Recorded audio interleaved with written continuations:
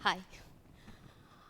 I think that we often think of torture as being something that's done by rogue states or political torture, and we often feel helpless because we think that there is very precious little that we can do about it. And I also used to feel this way until one day I walked into a Cambodian prison and I met a 12-year-old boy who had been tortured and denied access to counsel for stealing a bicycle. And what was ironic about the situation is that the Cambodian government said, he's not a political prisoner. If you want to help him, go ahead.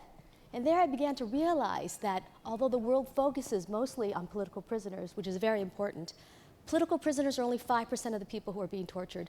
95% are actually just everyday people in broken down legal systems.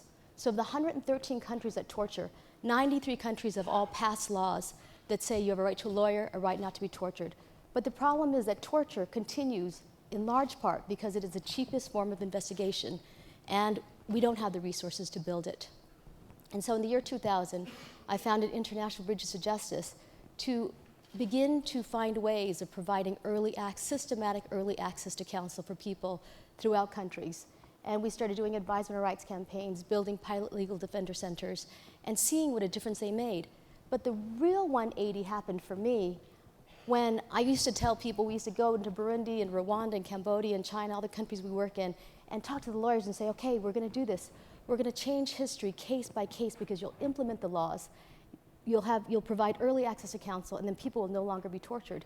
But we thought it was a really, really slow process, and we recognized it would take us a long time.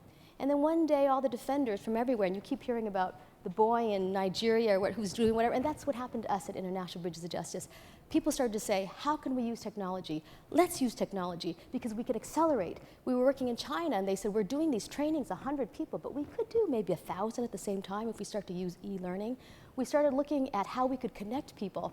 And lawyers said to us, we're isolated, but maybe you could connect us. And so we started finding ways of doing justice maker programs where it was only one person in Switzerland giving $5,000 to Harshi in Sri Lanka, but she managed to get a woman out of jail who had been there for 9 years but had never seen a lawyer, and after being to court 53 times, she still was in jail until Harshi came to her.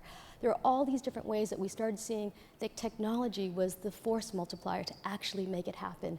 So for us, and I know I only have 25 seconds left, we are in the process of finding ways that we can really add light to the prophetic imagination of all these defenders on the ground who are really working every day courageously to end torture as an investigative tool in their own countries.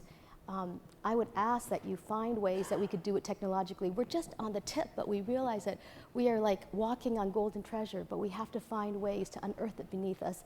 We're having a breakfast manifesto tomorrow morning, and if you can, I'd love for you to join us. Thank you. Thank you, Karen.